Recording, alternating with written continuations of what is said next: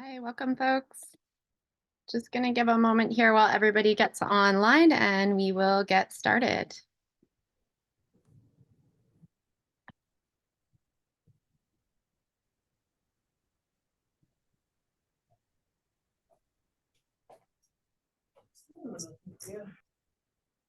Here we go.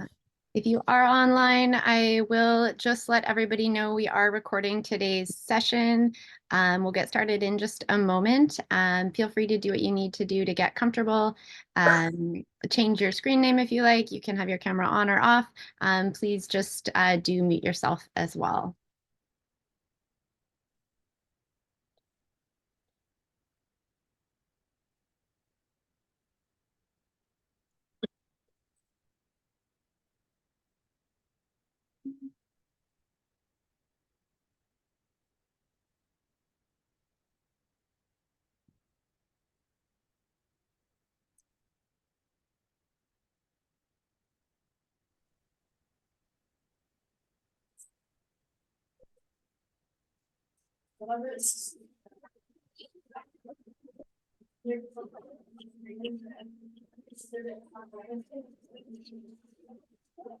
Okay, so I think we will get started. My name is Jessie Veenstra. Thank you so much for joining us today for the Cycle 5 Farm to School Canada Grants Applicant webinar. I am flying solo today. Usually I would have a colleague helping out, so please bear with me. I'm going to try and make sure I get everybody admitted, do the screen share, juggle all the balls. Thanks for your patience. I will be sharing my screen throughout the session, so I may not see chat, but feel free to add your questions as we go along. And toward the latter half of the session, we'll address those questions. And you are also invited to raise your virtual or actual hand and speak up as well. So with that, I'm going to dive right into it. I'm going to just share my screen here. And give me one moment. Okay, can everyone see the screen okay? Can I get it? Okay, I'm seeing a nod. Thank you. And a few thumbs up. Thanks so much, everybody. So yeah, if you are just joining, thank you so much and welcome. Just a note that we are recording today's session. We've had over 100 folks signed up, and I know not everyone can make it, so we will be emailing out the link afterwards as well as posting it to our website. If you need to leave early or anything, don't worry, we've got you covered. I do also am operating on 2 screens, so apologies if I look like I'm looking off into the distance. That is why, just referencing some notes. But we will get started for the main event. I know everybody's here as soon as I let a couple more folks in. Okay. This meeting is being recorded.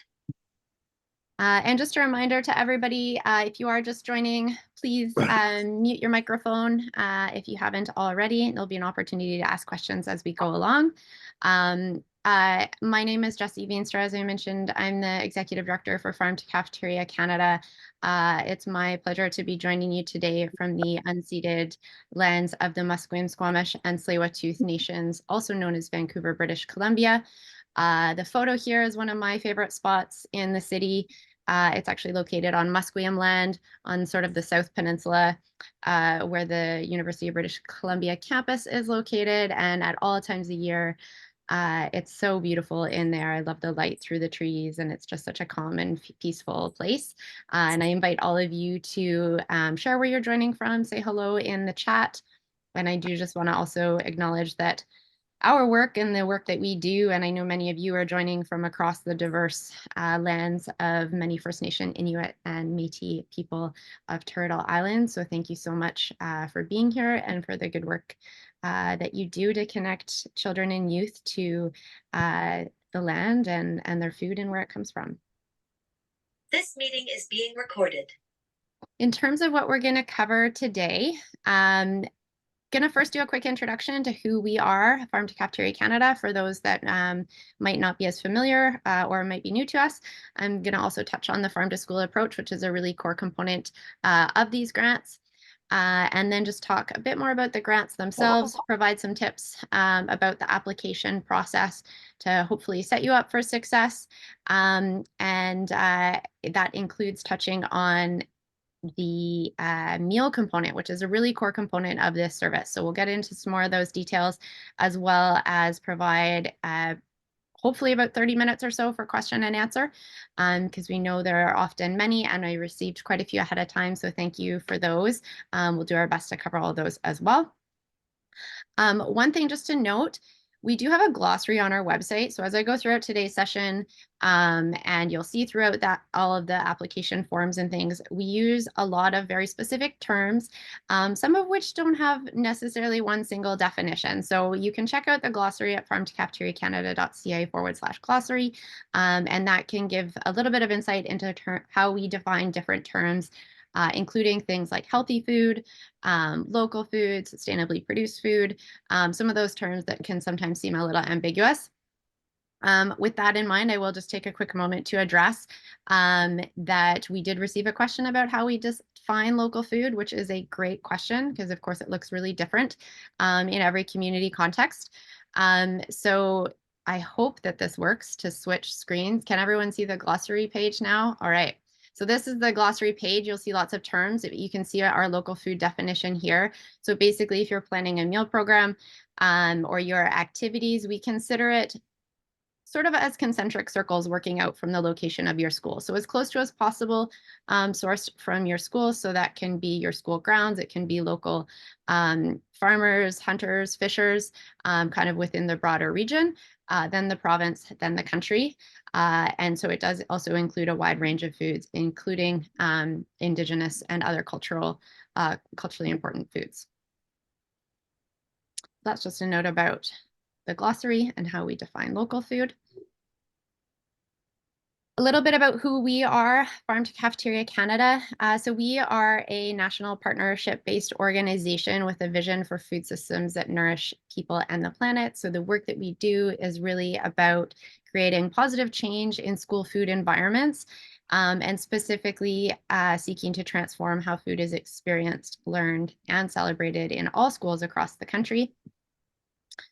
And we do this through what we refer to as the farm to school approach. So this is really, you can think of it as a lens through which to approach school food. And it's about certainly what students have access to eating at school, but it's also about providing opportunities for hands-on learning and creating broader connections within the community. So that can be different community organizations, it can be farmers, different producers. I know many of you that are on the call today may not necessarily be with a school itself. You might be with like a school board or a community organization, and public health. Many hosts of individuals come together really to make these projects happen. So thanks for being here. And we know that really you all play a really important role in these programs. Got it. In terms of this Bo tu się approach, gówno nie it budowałem. is really a very flexible one. So it Co? just a reminder to folks, if you can mute Słyszę. yourself if you're not on Nie wiem, mute. dlaczego to się nie chciało tłumaczyć. So these programs really look different in every school community, but have these three common pillars. And it's important to note that we use the term local food to school interchangeably. So farm to school is kind of, it's easy to say, but it's not necessarily wholly representative of the many different ways that food and local food in particular can get into our schools and onto our tables. So we encourage folks to use the term that resonates most with you. It's really just that it includes those elements of healthy food, connection to community, and opportunities for hands-on learning. And you can see some of the different ways that it comes to life. In this visual, you can see we also use the term Seed to School. So many different ways that farm to school can come to life in your communities and in the projects that you'll be putting forward in the grant application. So with that, I will dive into a little bit more information about the grants. So the Farm to School Canada Grants is a program in partnership with the Whole Kids Foundation. We've been working with them since 2016. This is our 5th cycle of the grants. They've been phenomenal partners in helping to grow the program across the country.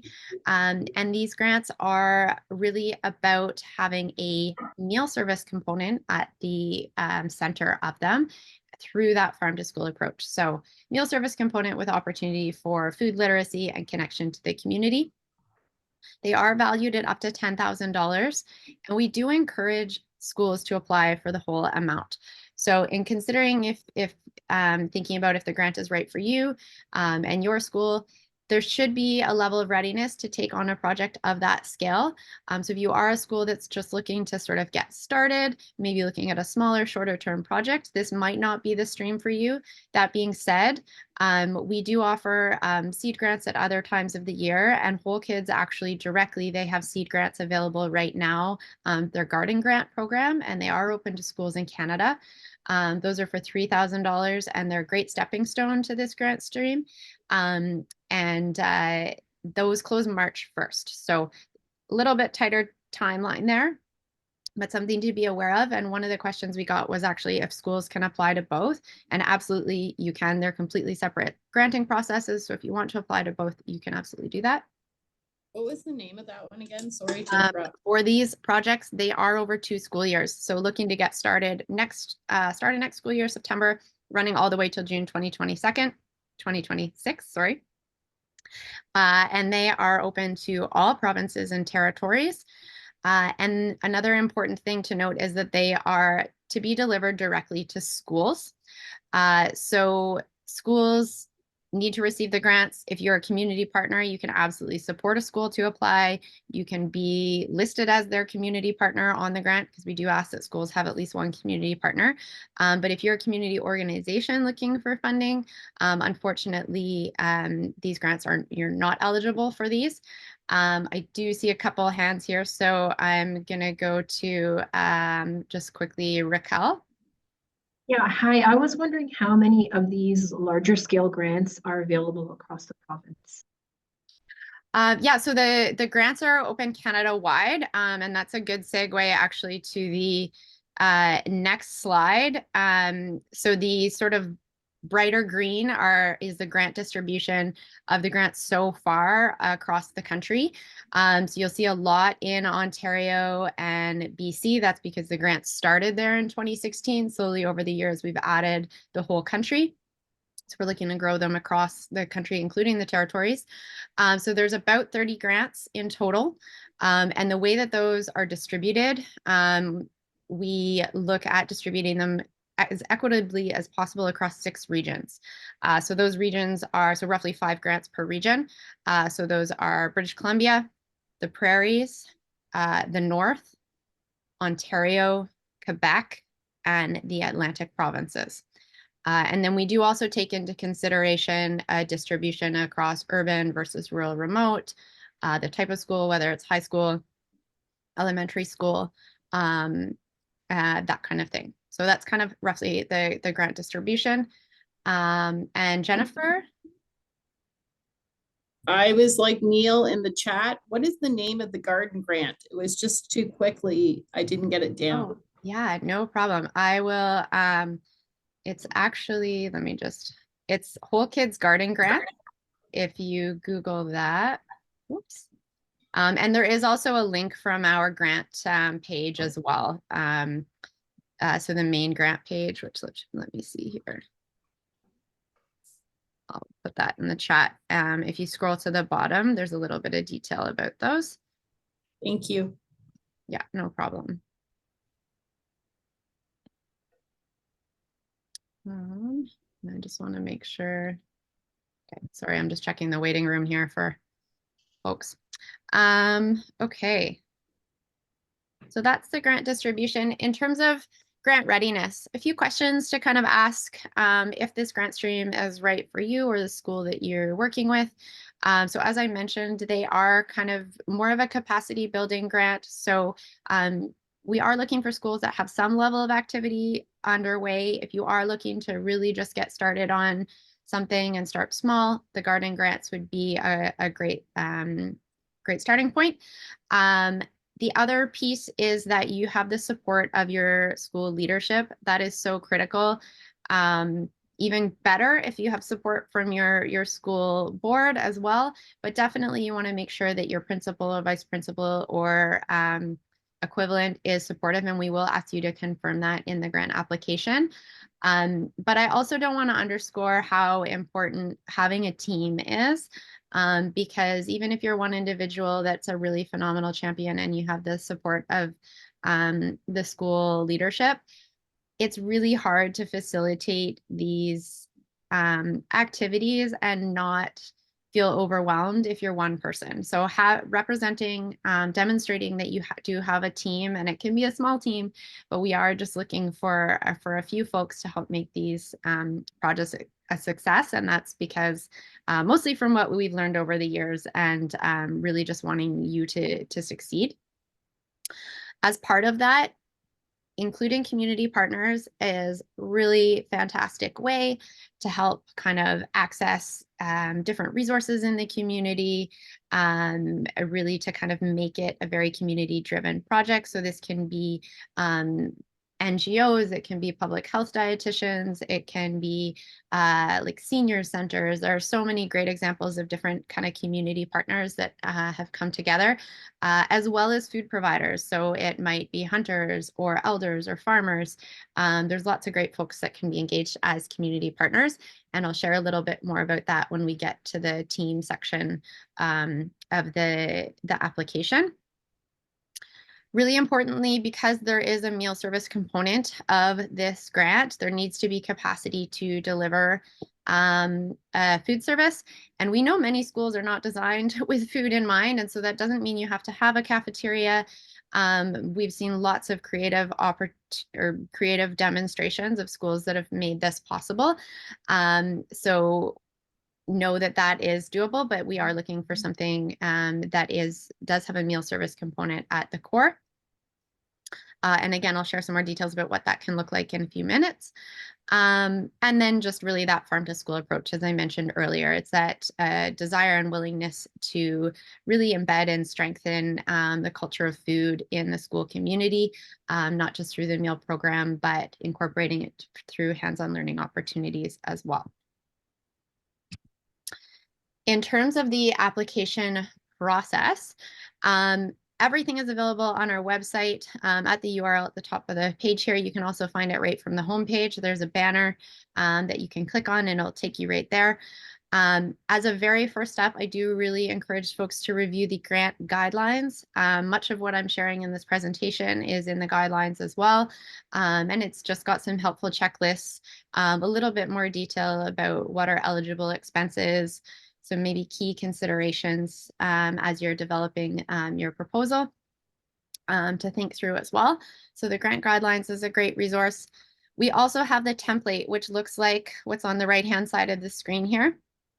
And I should mention all of these are available in French and English as well. So at the top of our website, you can toggle to the French side, and we will have a French applicant webinar, which I should have mentioned at the start, apologies, but that's going to be happening next Tuesday, the 27th.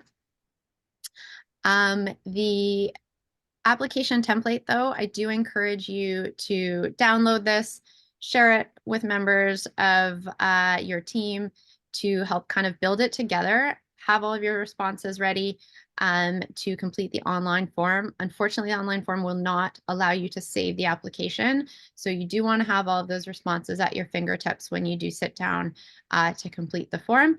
The other great thing with the application template is it provides just a little bit more detail, some prompts to consider when you're answering some of the questions. So I'm just I'll toggle to that here just to sort of go through. So you'll see at the start here, we do have a checklist. So these are some things to kind of ask yourself as you go through. Then you can kind of fly through some of these initial initial questions, which are mostly just in basic contact information, that kind of thing. Then section 1 is where we're going to ask you to provide a high-level overview of what you're looking to do with your grants. Then section 2, you get to kind of fast forward through a little bit more tick box questions. This is really just for us to get a sense of what is happening at your school already.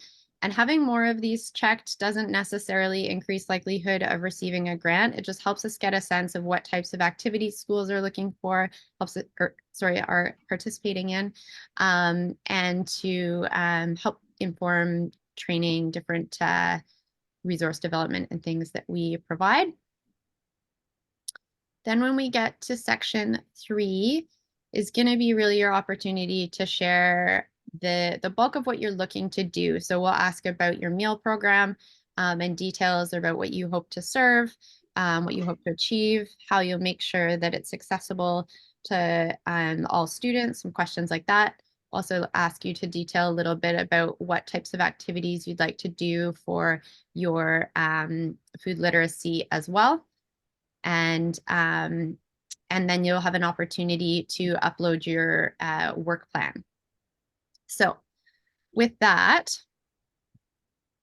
there is a worksheet that you can download and you will be asked to upload as part of the application. I believe it's 3.7 at the end.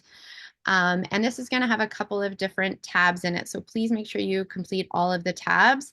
The first one is going to be a work plan. So what are the activities that you'll be doing over the 2 years?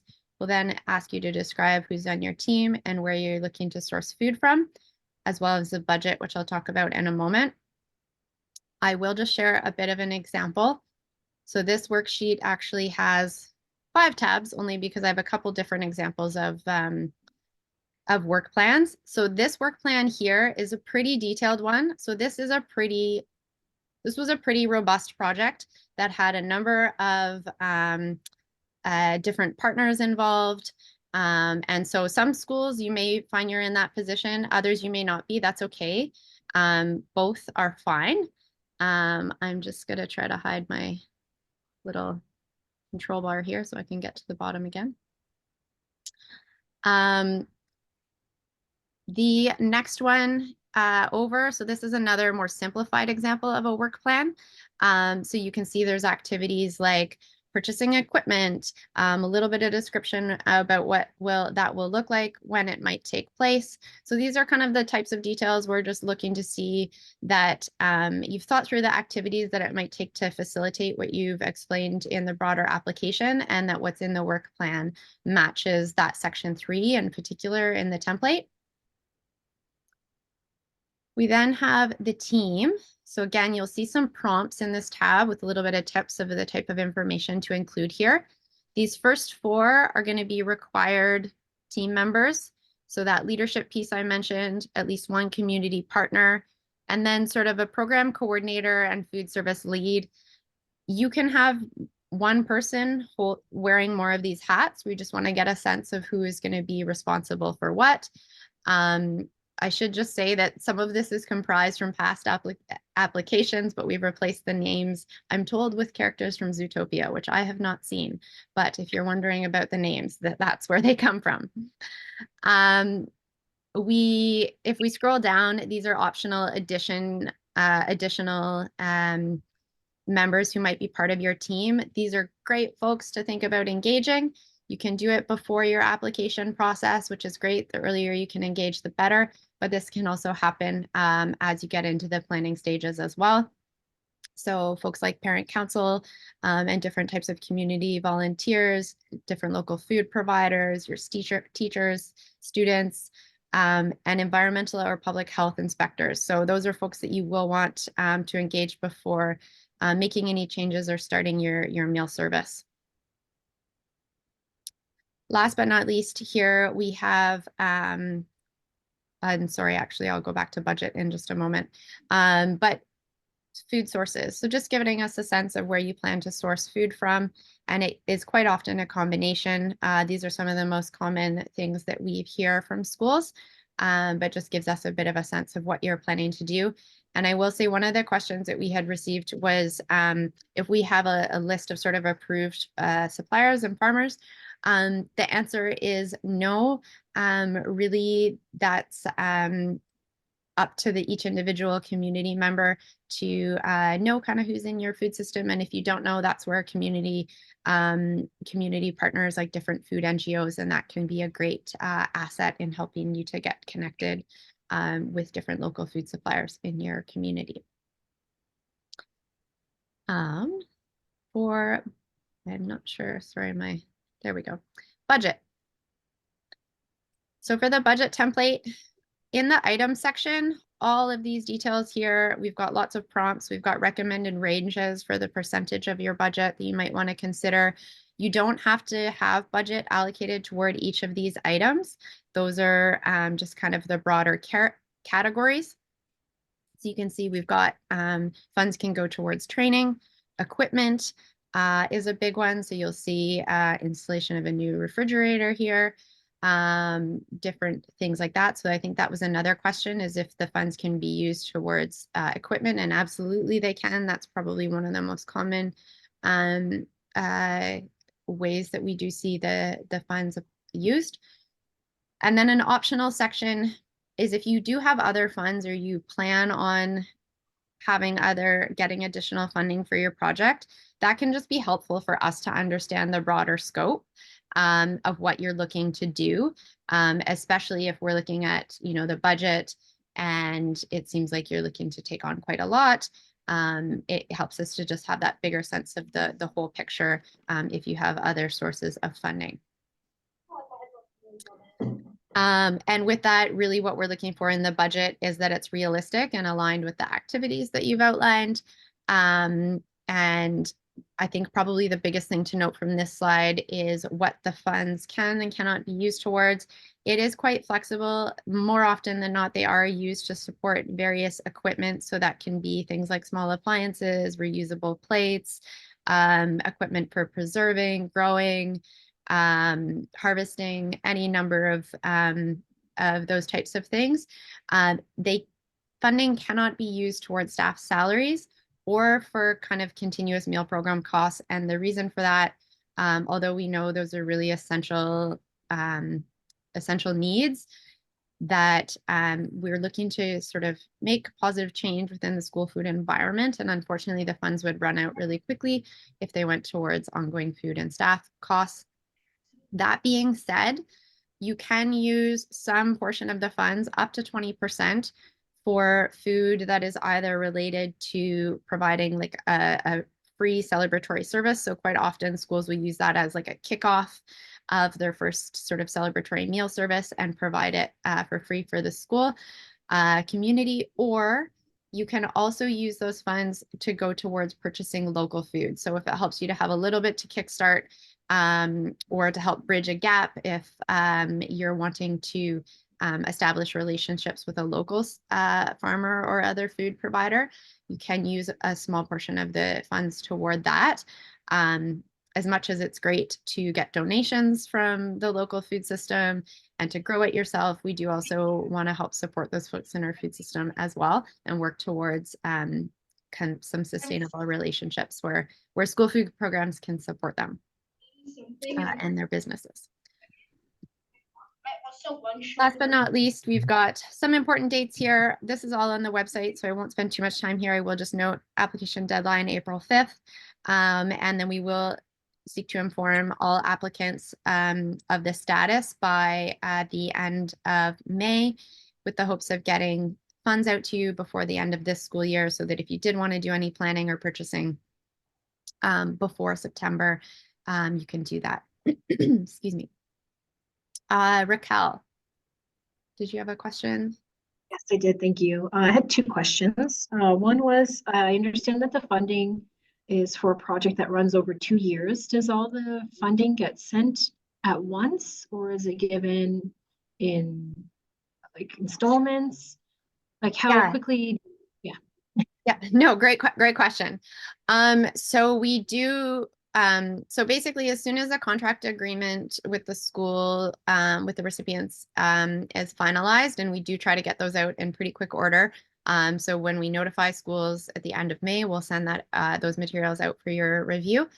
And then as soon as that's signed off, we will distribute the first 60% of the grant.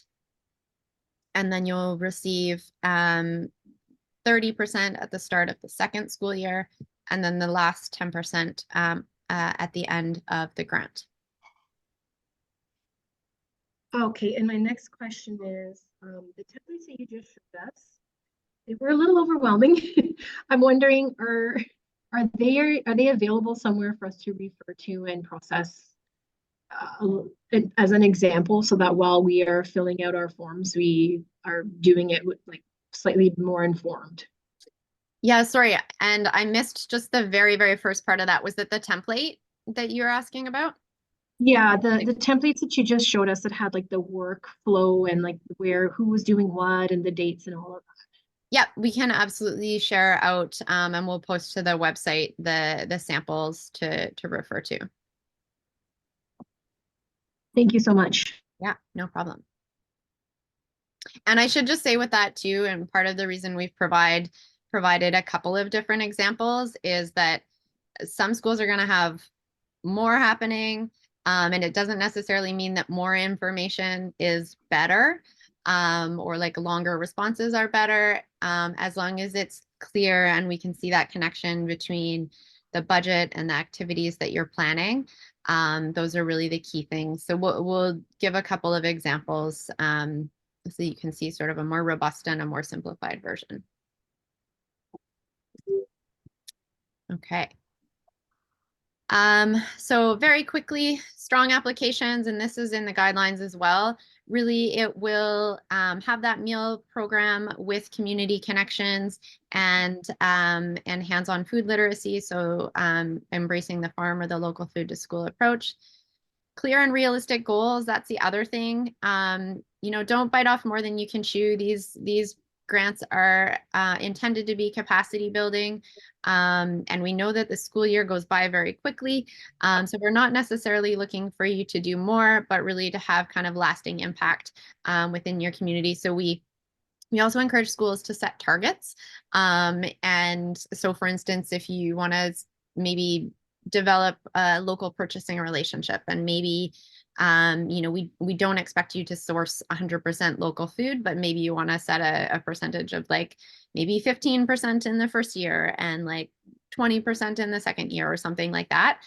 Just showing that you have that kind of progressive goal in mind. I think I already spoke to kind of the work plan and the budget reflecting what you're looking to do. That team approach, as I mentioned, is really important.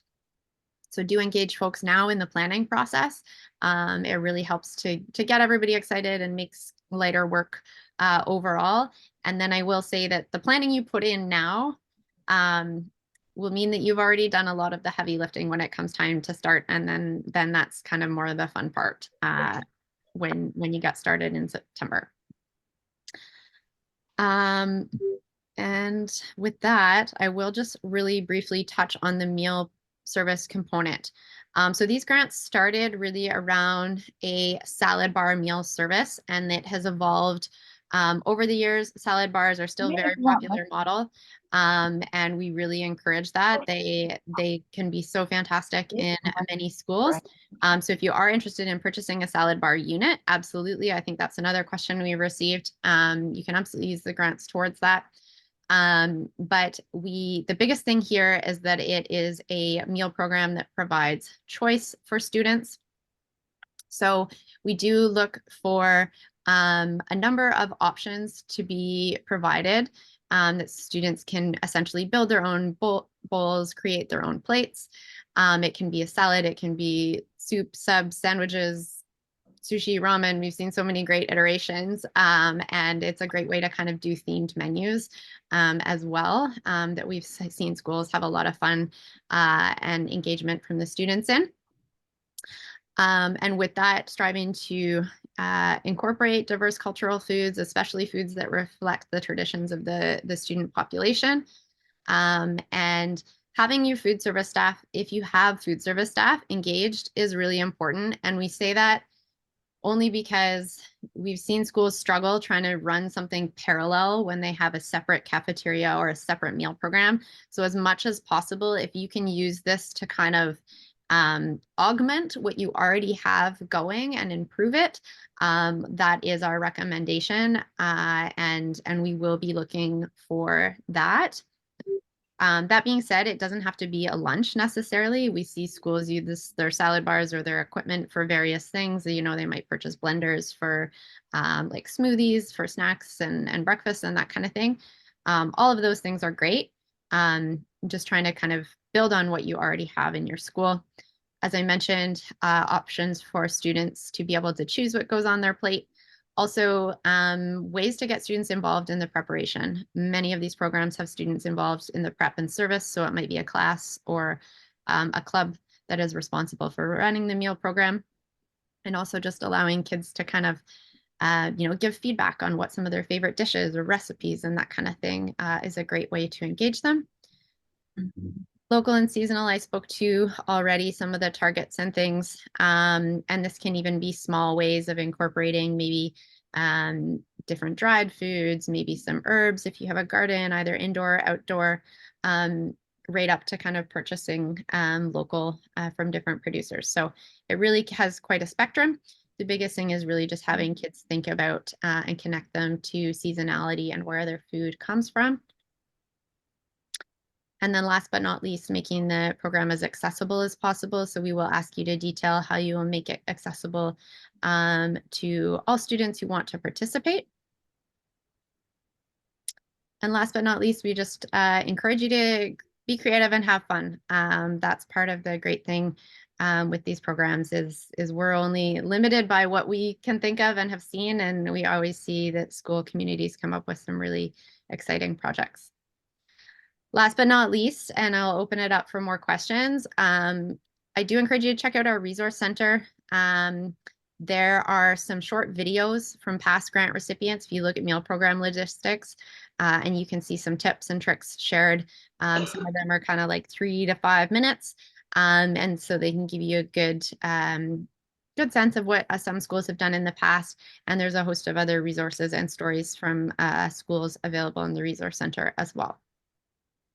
So with that, I'm going to stop sharing my screen and open it up for questions.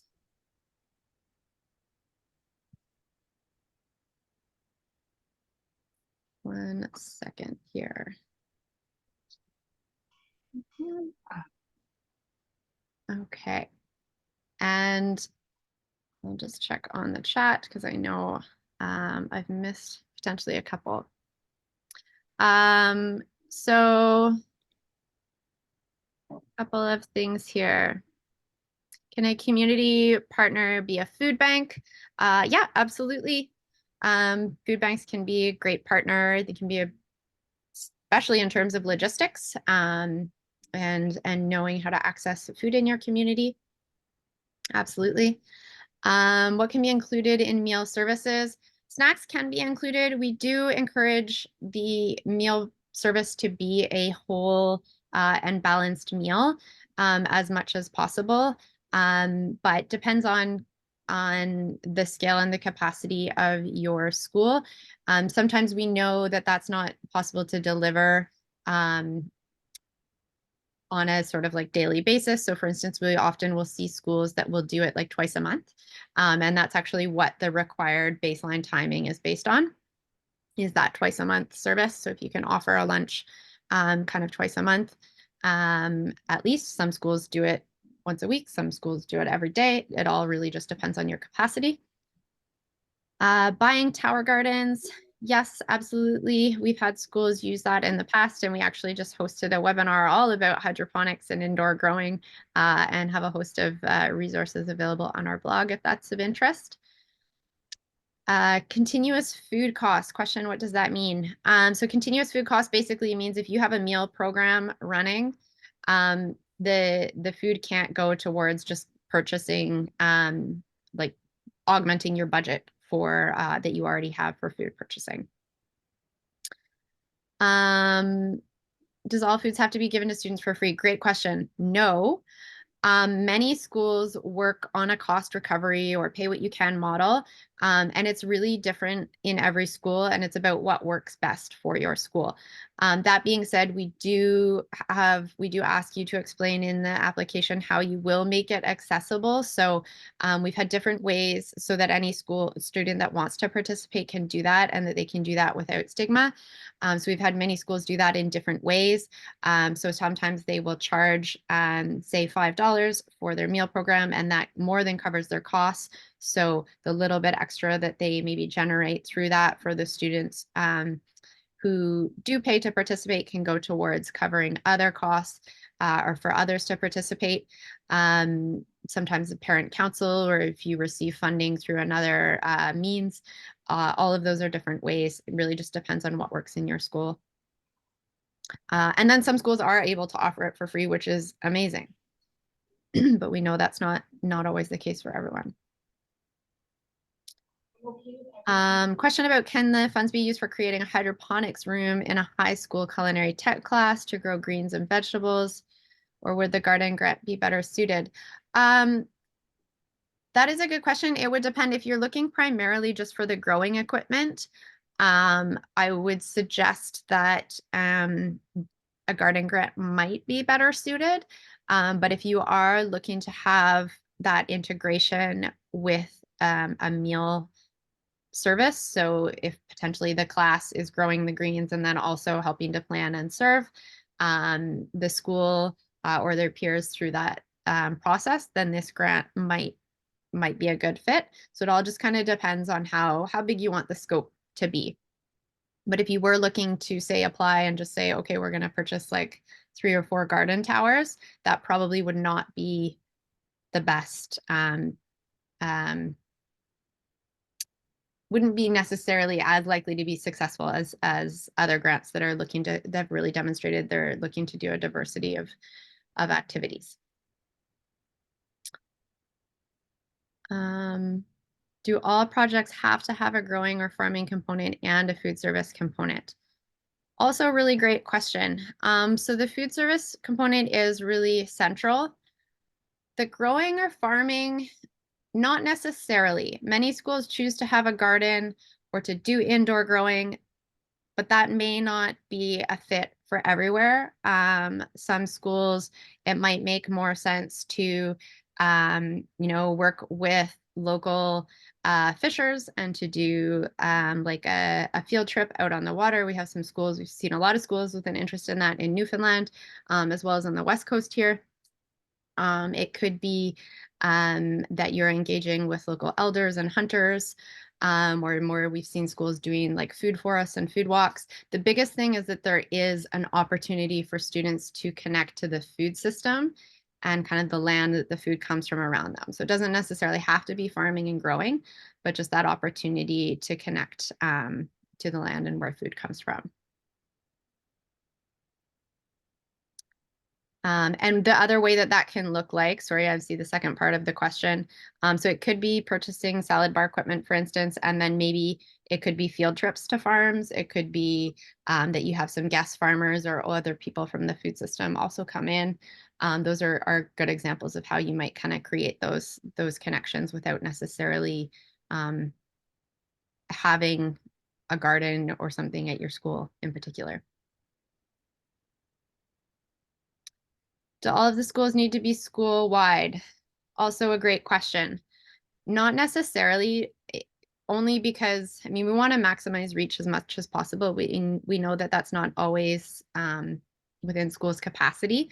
And so one of the things that we've seen is many schools kind of start this with a handful of grades and then grow over the years.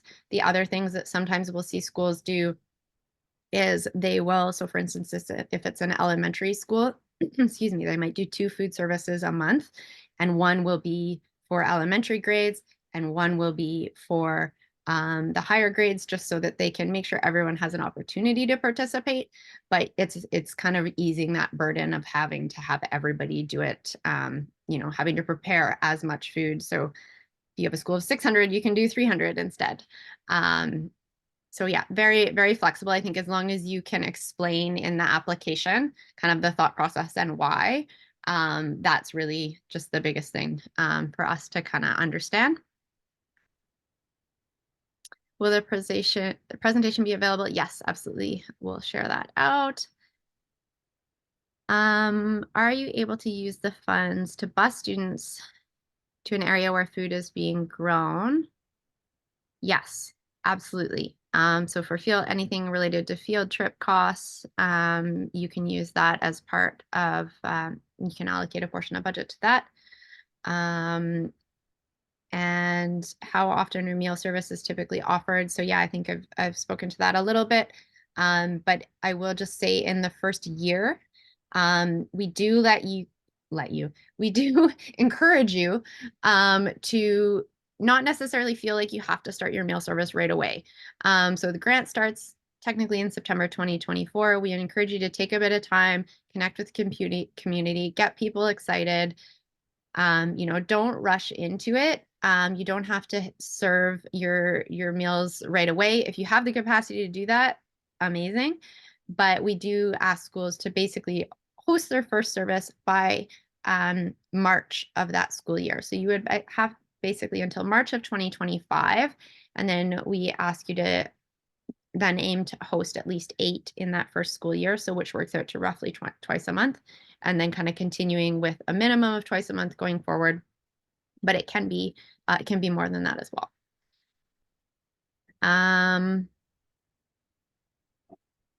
What's the largest project? Question about, could a small room be renovated to run a program?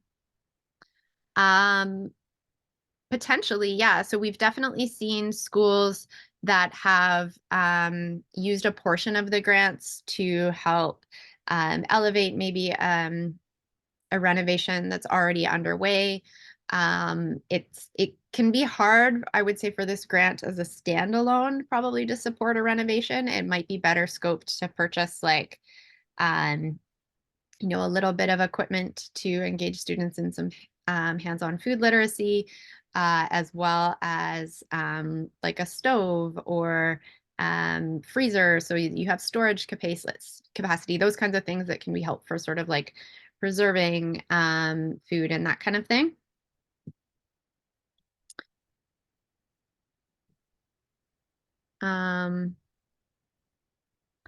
The guideline states that vocational schools are not eligible. Does it apply to schools that have mainstream academics as well as vocational offerings? So this is a tricky question because this is I will be totally honest, a little bit of a gray area for us. The biggest things for vocational school offerings, and my understanding is essentially it's for school students that are in that sort of K-12 setting. So where some vocational schools are offering more of that like bridge between what would be high school and college, or kind of tending into college. Those are how we're defining vocational schools. If you were a school that has like you're a high school and you have like an urban farming and culinary arts kind of programs, like bridge to work stream, that is fine. It just needs to be part of sort of a, not going beyond sort of that high school, so grade 12 or whatever the equivalent in your area is.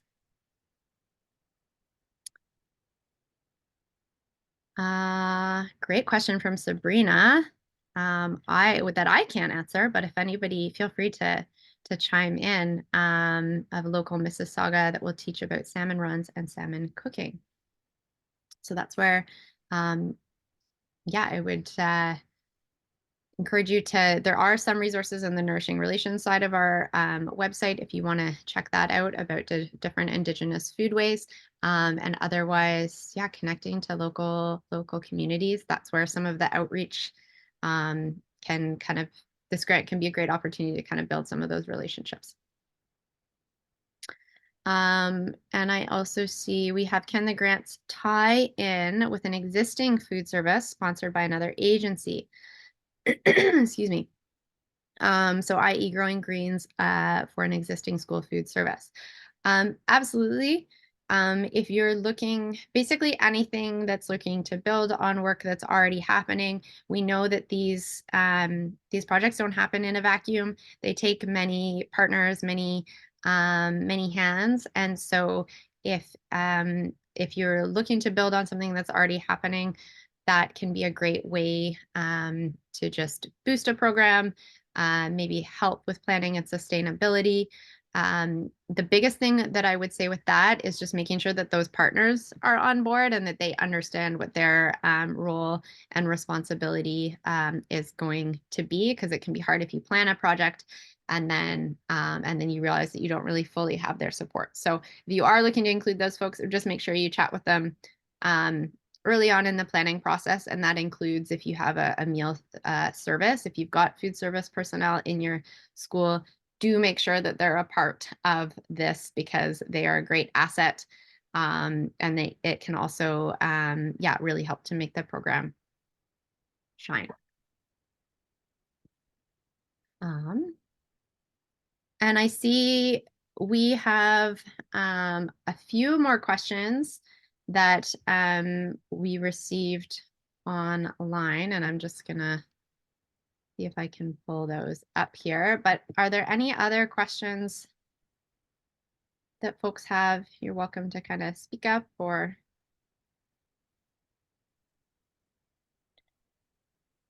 add anything else in the chat.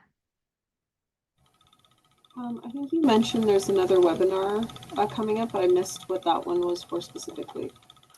Yeah, so we have, it's going to be this webinar just hosted in French. And is this grant, sorry, is this grant offered every year, or are we going to miss it now for 2 years? Like if we decide not to apply now, when could we apply again? Yeah, so at this time it is offered every 2 years. We are always looking to grow our grant offering, so I can't say for sure. It would be amazing if we could start to offer every year. We will have other grant opportunities that are going to be offered next year. Just may not be this stream in particular. And a question, do we have diverse population? Can we offer foods from different cultures, or does it have to be local foods that grow locally? No, absolutely. We encourage you and to offer foods from different cultures. And sometimes we've seen schools have great success where they actually will grow different cultural foods and that maybe they didn't know or hadn't tried to grow locally, but absolutely you don't have to do that. So it is that balance of local is important, but it's really more about encouraging students to be thoughtful about where their food comes from, how it arrives to them, and also really importantly, that celebratory aspect and learning and experiencing food is really important. So giving students that opportunity to connect to not just the land and where food comes from, but the different people and places that it comes from and as well.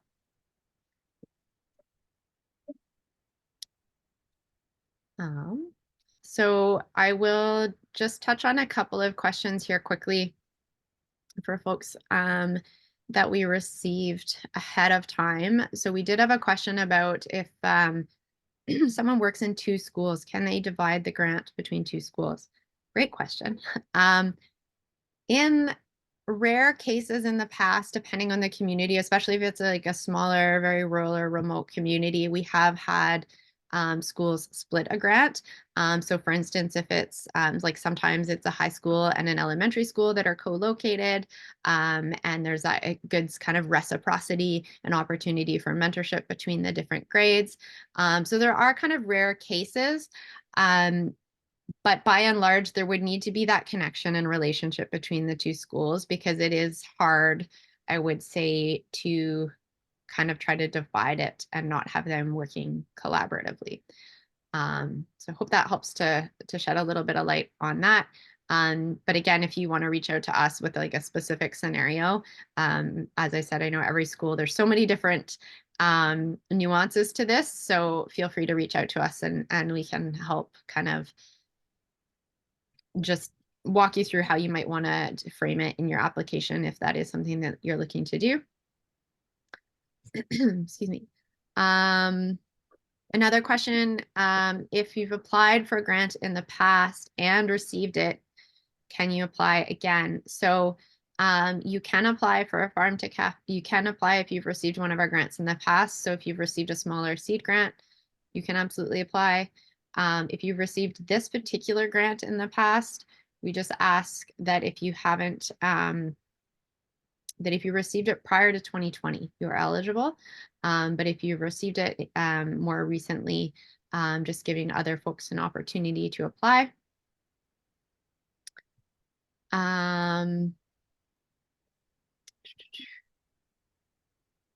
I think I've covered most of all of their questions that are in here.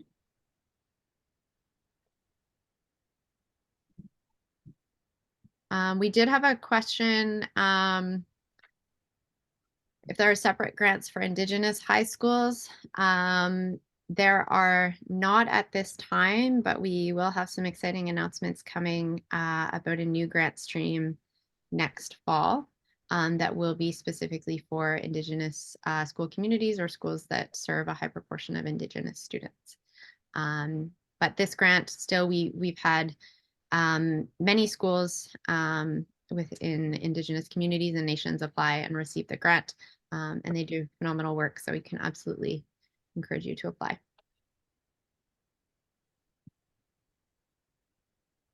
Okay. And I think with that, I'll hang out for another couple of minutes. We are at 56 minutes or 36 minutes, depending where you are in the country, after the hour. And I'll hang out until the end if there are any more questions, but otherwise just thank you so much for joining, taking the time. I know it's a lot of information. And so thanks for being here and championing this work. And we look forward to receiving your applications. I have a bit of a strange question, and I think I know the answer, but I'm going to ask it anyways. We serve some schools that are adult education schools, but they are serving adults who are receiving their 9 through 12 education. I'm assuming that those wouldn't be eligible. Yeah, unfortunately not. And I know it's great. It's really worthwhile program, but our mandate is yeah, children and youth. Yeah, I figured I'd be remiss if I didn't ask. No, absolutely. Appreciate it. Yeah, thank you. Okay. All right, and then last question is how many applications we get and how many are awarded. So about 30 will be awarded. How many we get is, honestly, it's been growing every year. So what I will say, it's well over, we're bridging, we usually get close to about 150 to 200. But again, that's been kind of steadily growing every year. In terms of, so that you're aware of how the grant selection is, we're constantly looking to improve it and find ways to make it more equitable. So as I mentioned earlier on, we do look for that distribution across 6 geographic regions. And then basically we screen the applications. If all of the things that I've spoken to, that, you know, it's clear, we can understand, the project seems feasible, there is a plan to make it happen. We try not to slice and dice and say, you know, one school is going to be more successful than another. Basically, it is a bit of, for lack of a better description, kind of lottery style from there. For all of the eligible schools, we pool them into those regions, and then we will select schools and then kind of do another pass and just make sure we have a selection committee that kind of reviews, but that's basically how the selection takes place, to, as much as possible, try to remove some of that bias of like, oh, you know, this idea is more exciting than this one, or that kind of thing. Because it really, all of the projects are often so inspiring, and you know what is best needed for your communities. So.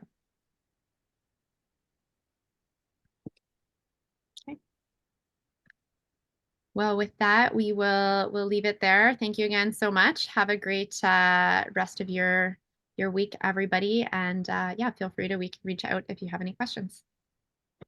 Take care.